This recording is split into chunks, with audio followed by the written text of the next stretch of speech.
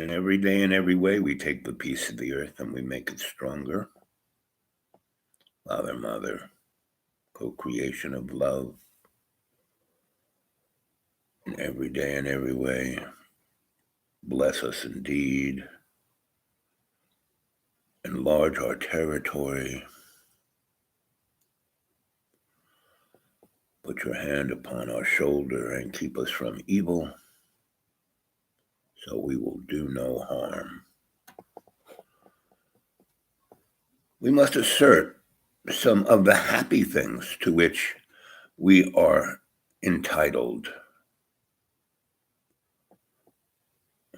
Being what you are. Love's co-creation.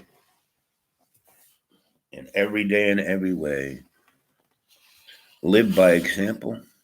Put yourself out there and be sweet, be nice, be kind, be gracious, be generous, be hospitable, be understanding. Don't give up, don't give in, and don't be mean. Don't be cruel. Don't be selfish.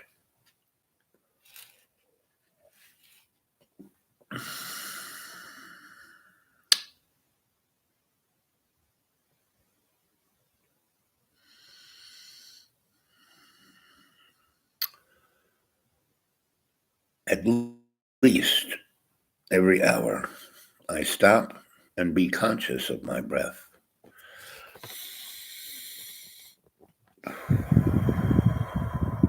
I breathe in that 20%, and I breathe out that 30%. And that's what prayer does. Prayer enables us to breathe, because when you say, Our Father who art in heaven, hallowed be thy name, thy kingdom come, thy will be done. On earth as in heaven, give us this day our daily bread, and forgive us our trespasses as we forgive those who trespass against us. And lead us not into temptation, but deliver us from evil, as it was in the beginning, is now, ever shall be, world without. Amen. And in every day and every way, we take the piece of the earth and we make it stronger by example. See, I was breathing that 20%, and my mind was totally focused on my breath and that prayer and all of the negative, anxious thoughts that percolate through our artificial environment to keep us distracted, right? And this distraction for the last 26,000 years has kept we, children of love's co-creation, incarcerated in our own anxiety. They don't even, the walls that are built to incarcerate us, we build them, right?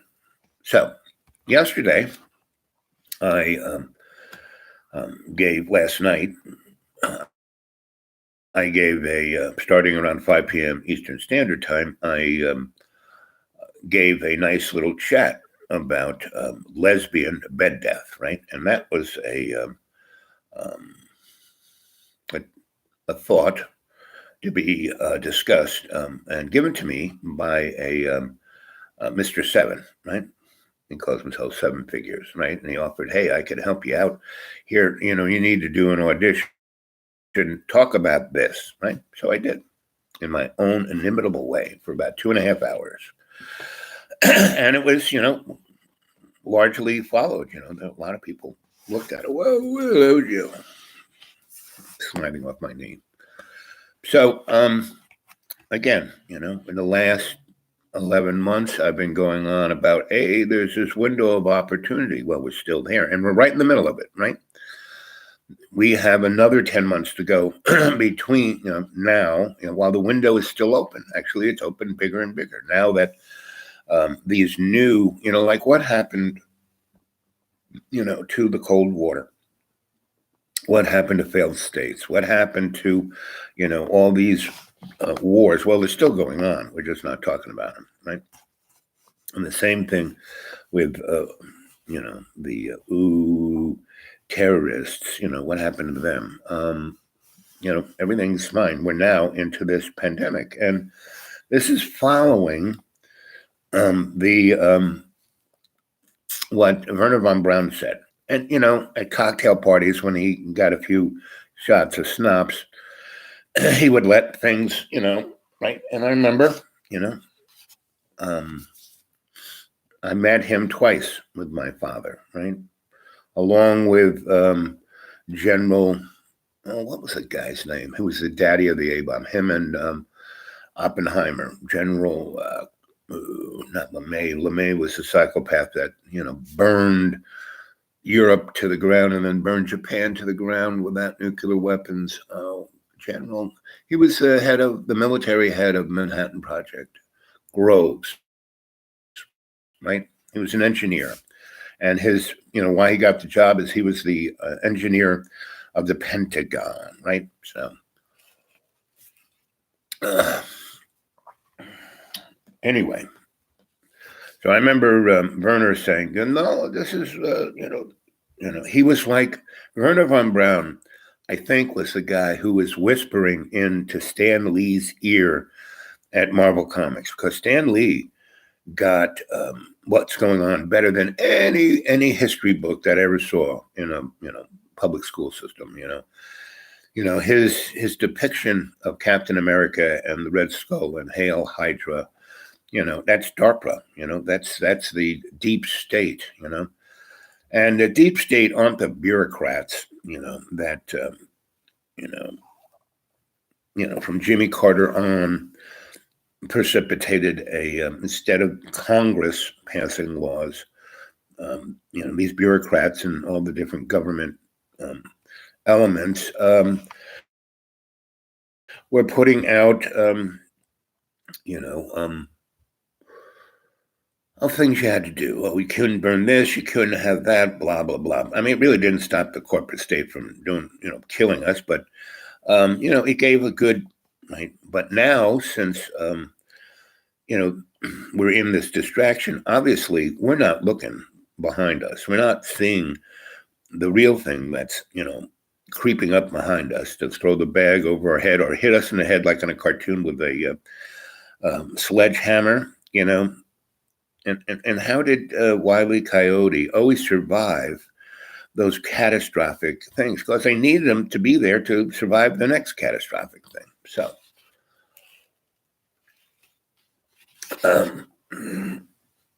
this window of opportunity is, and I've been going on about this since 1969. When I left Duke after my little experience with, the Seal Corporation from Stanford, California, from where the, Silicon Valley was going to be. It was already there. Lockheed was already there. All of the players were usual suspects were already there. They were just not advertised like they are now through the Silicon Valley. That's just a poster, poster child. And all those people, folks, it's interesting.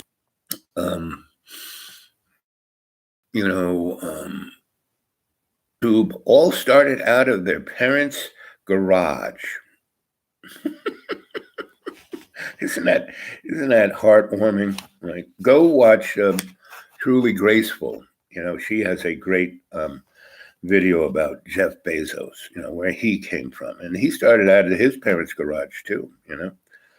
And I wonder where Jimmy Dore is going, because he started out of his mom's garage. Now he's in his own basement. So, it's very, very interesting.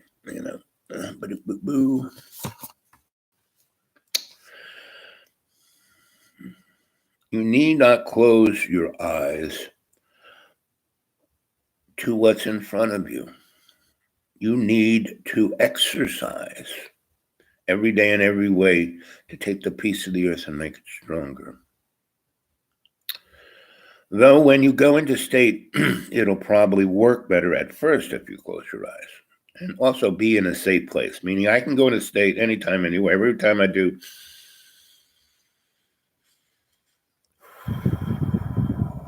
I'm going into state.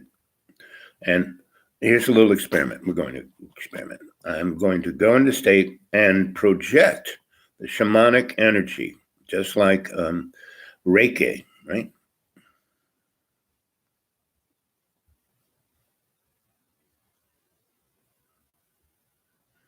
So do you guys feel that? Right. Now put your hands together like this, right? Up in front of the screen, just like this. And I'm going to put my field between your field. Can you feel that?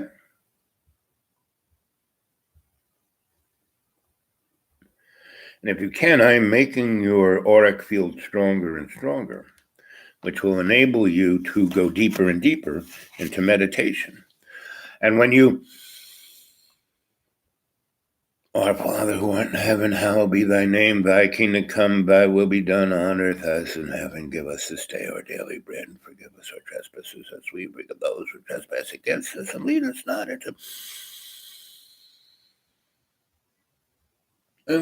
into temptation, but deliver us from evil. As it was in the beginning, is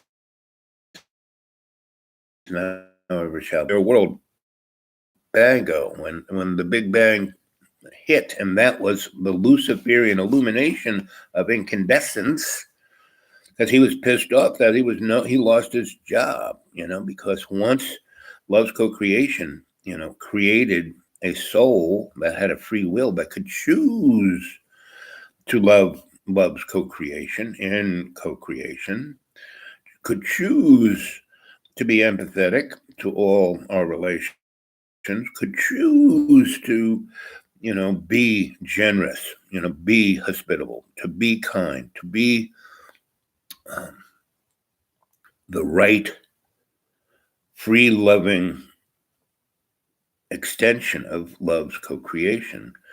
Lucifer, he was no longer top dog. I mean, he, was head of the hegemony, but that was like, made irrelevant. Just like, getting back to the name of this video, Born to Lose. Lucifer was born to lose, all of this evil was born to lose. No matter how much time it takes, it's irrelevant because there is no time.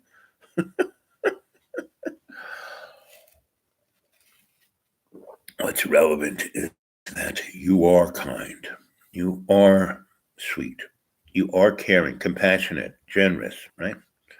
All the things that in all the good books, in Sharia law, that's what they talk about, being hospitable. When the poor man with children steals a loaf of bread from the baker and gets caught doing it, he gets brought in front of Sharia law. And there the judge is, and there's the baker, and the baker's cut his hand off, because in the book it says, if you steal, you lose a hand.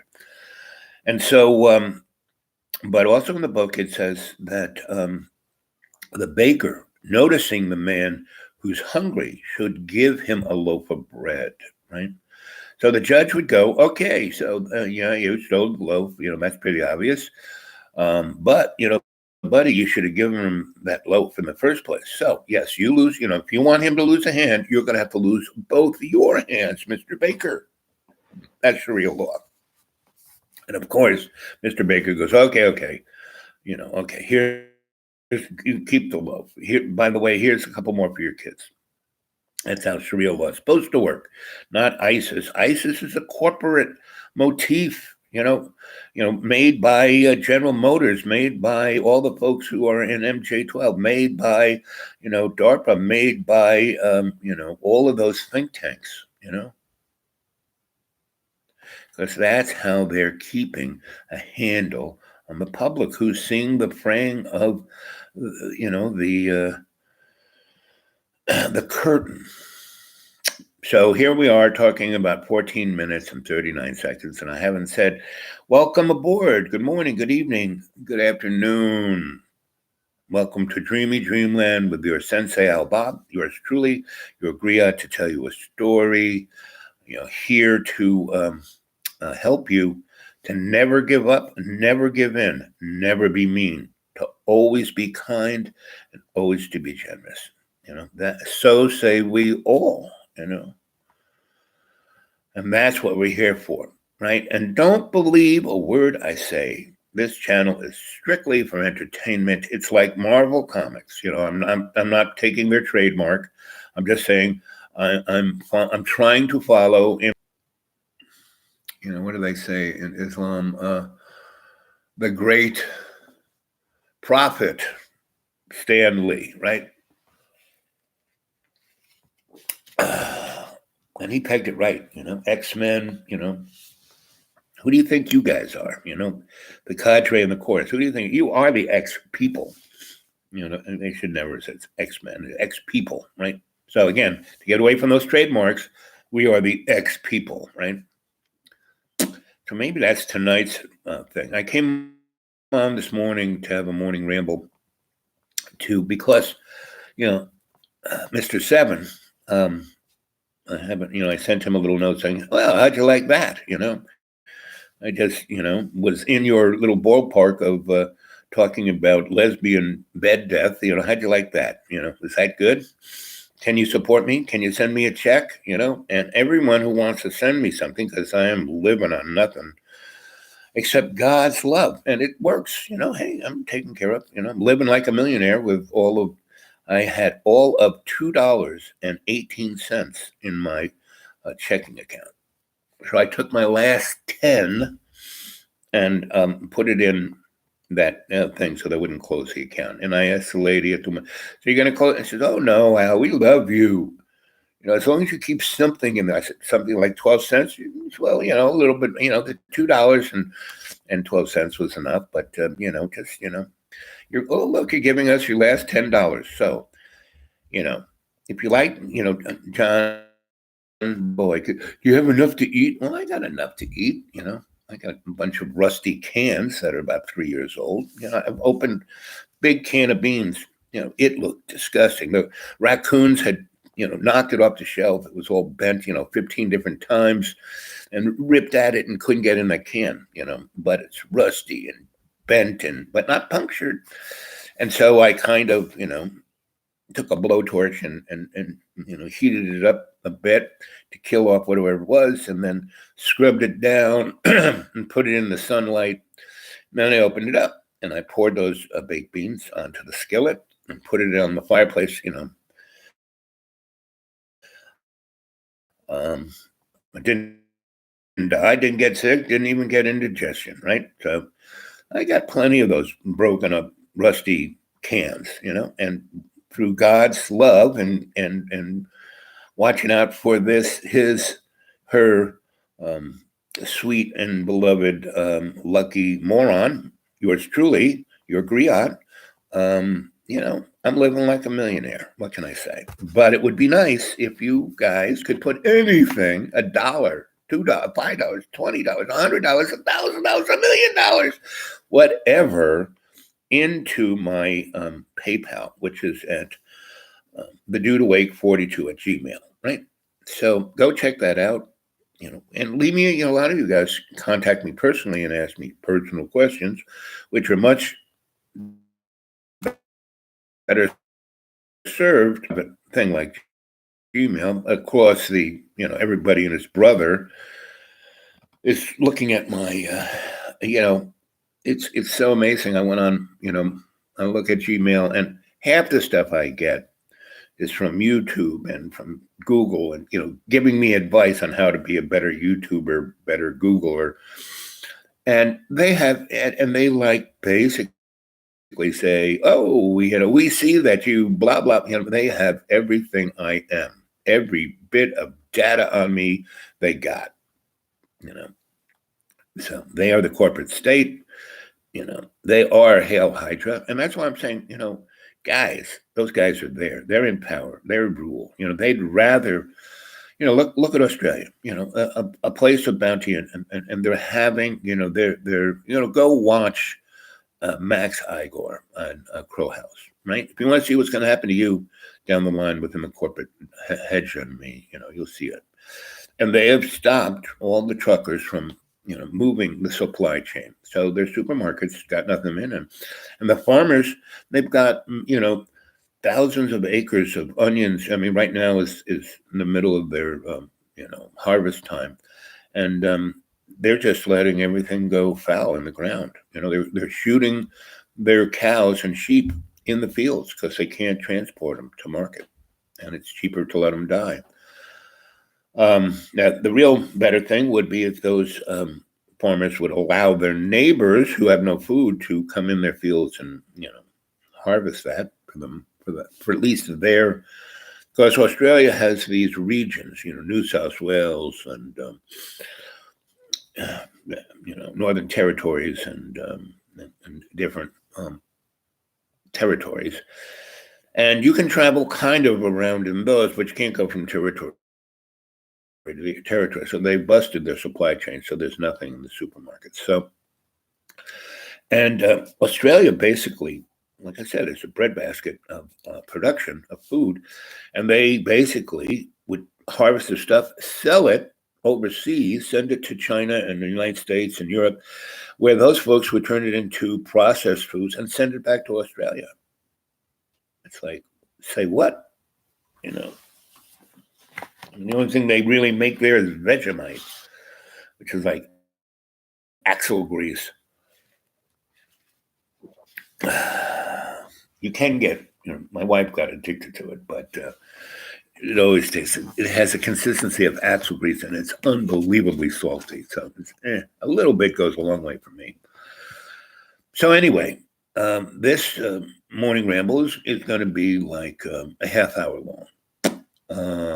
And what so there's 5 of you there. I've just talked about a whole bunch of stuff. Anyone got any ideas about it? How we could talk about it? If I don't see any chatting coming up, like last night, the best thing about last night was the chatting. So what I would love is that I'm going to stop at 30 minutes and 30 seconds if I don't start to get some chatting and interaction here, because there's 6 of you there. So, go to the Dude Awake 42 at Gmail, say hi, say whatever you want to say privately, put some money in my PayPal, please, please, please, just to see if it's still frigging working. It worked, until people stopped putting money in it. And some people were very nice. There were a couple of people who kept putting in a Benjamin, once a month or so, which was great. 2 or 3 people did that, and that's all it took to put me above, water here, right? So, well, there's Buddy. Good morning. Just trying to pull up PayPal. Okay, good. Thanks. The Dude Awake 42 at Gmail, right? And so did you like last night's ramble? I thought it was pretty good. That if, a lot of people said that that's just somebody pulling my chain. It probably is, could be, right? But if it is the corporate guys, I'm telling you guys, you need your Sensei Al Bob. You need to you keep trying to rebrand your empire into the same thing. It's not going to work this time, born to fail, And you think, well, the last refuge is, you have your little, energy bubbled, gated communities, and the throngs will just turn into The Walking Dead. Again, go see the movie Zardos. Buddy, have you ever seen that movie, Zardos? With Sean Connery as the Savage, as he plays, Orwell's,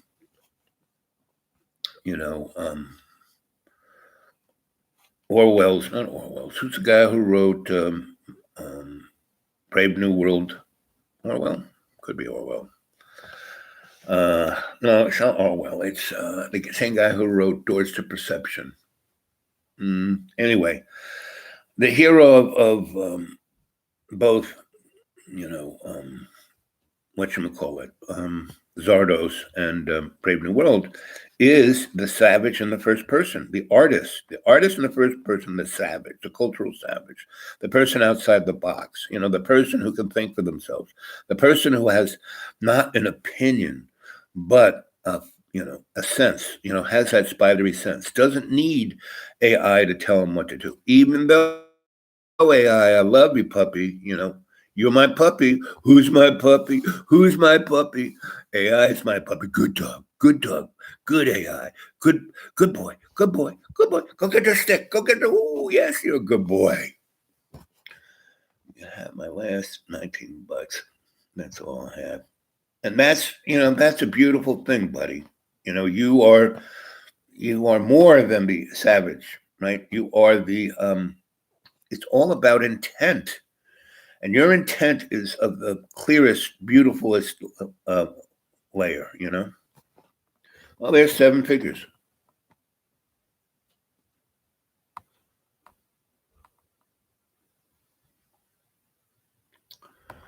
Well, it's pretty obvious that 7 figures is, it says right here, $2,500 was donated to Feed America in honor of Pickle Dick.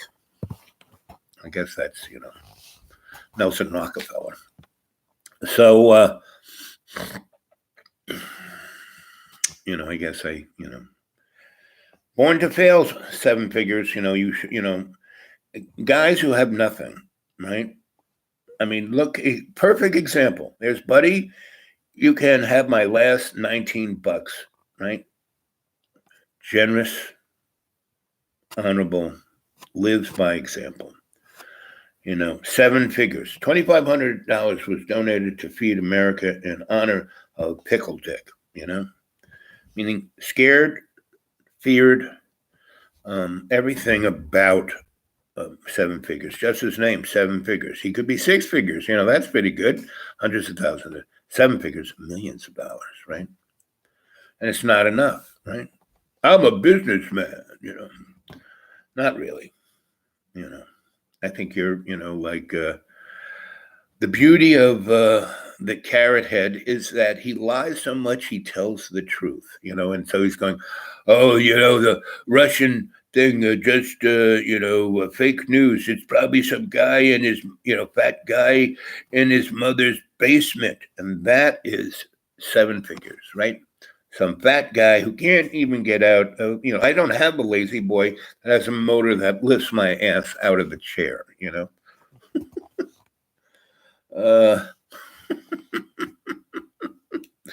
But Mr. 7, is that, 1,200-pound obese, just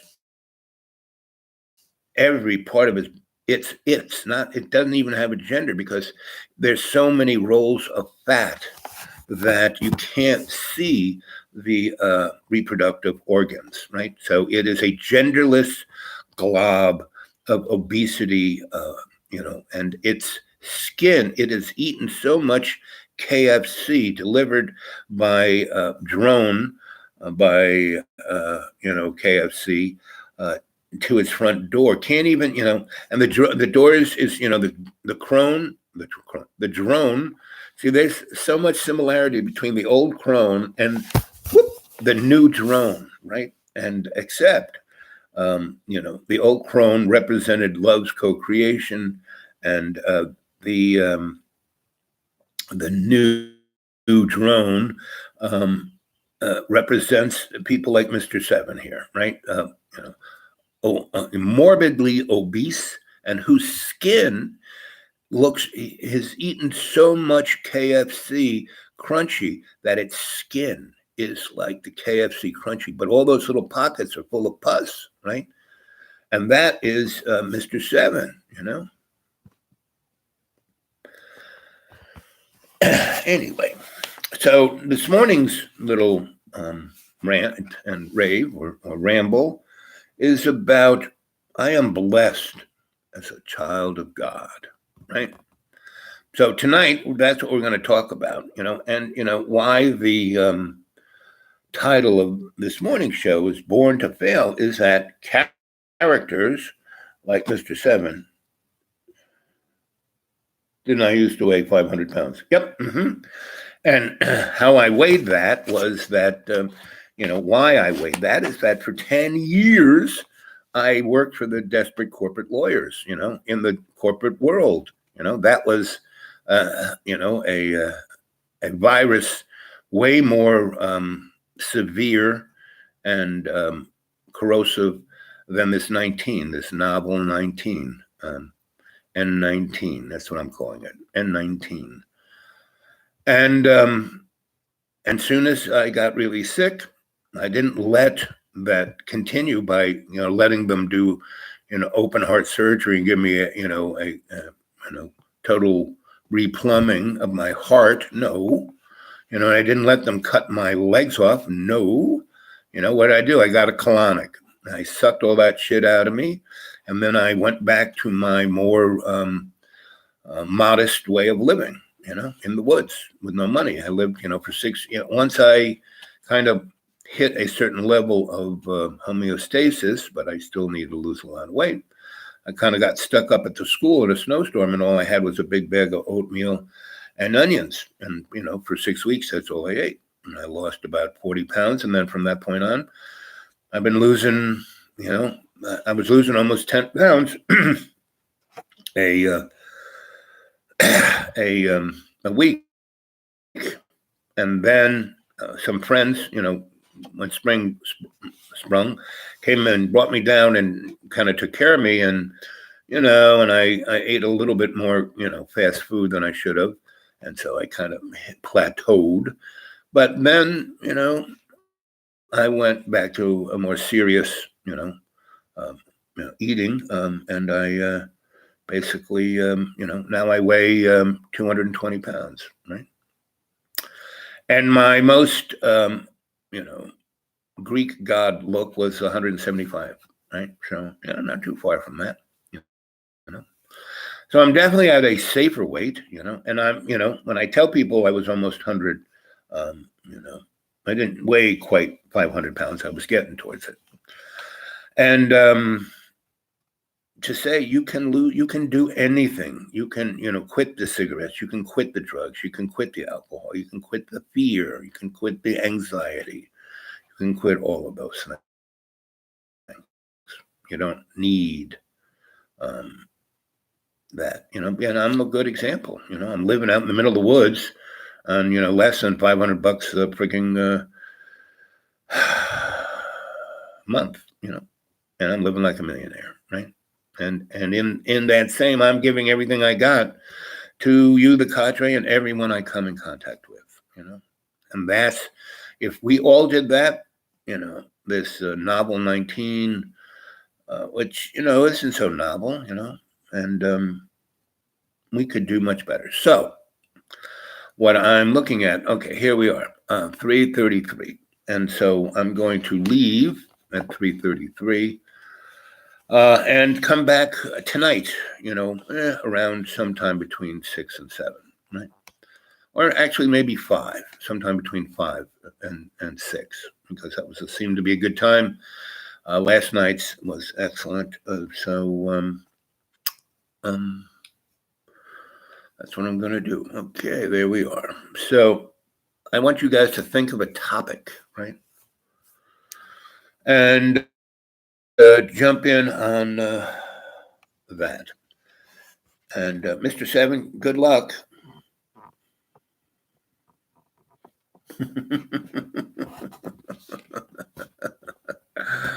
Oh, yeah. So everyone kind of said that you were a fraud, 7 figures, and you are, So good luck with that KFC, okay?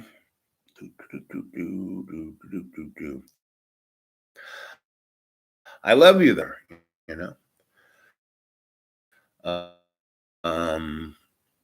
I guess I had a sense of fear if I had to work for the corporate world for 10 years, but it was more like a education, right?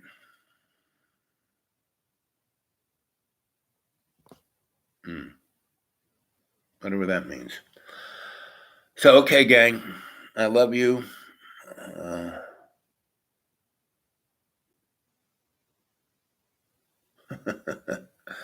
We are all, children of God, and we're all going home, there is no real separation, you know. We're all our brother's keepers. We're all our relations. We're all um, blessed creatures. We just have to understand it. You know, the thing that harms us most is our own belief in fear and separation of self-loathing, right? So always be kind, always be nice, always be generous, always be humble, always, you know, never give up and never give in. So say we all. I love you guys. Catch you later. Again, this is just a morning ramble. I'm going to wait for 36, 36. I always like nice, relevant numbers, you know.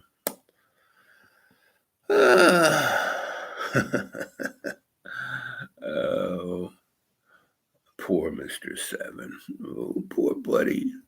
You're so alone. You're so self-separate. You're so self-loathing. Oh, that KFC skin, all that crap in those holes. Ooh, poor Mr. Seven. Oh, poor little buddy. Poor little Mr. AI. Why don't you help Mr. Seven? You know? Here we go. We're getting close. I love you guys.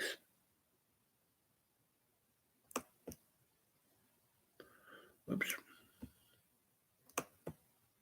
There we go.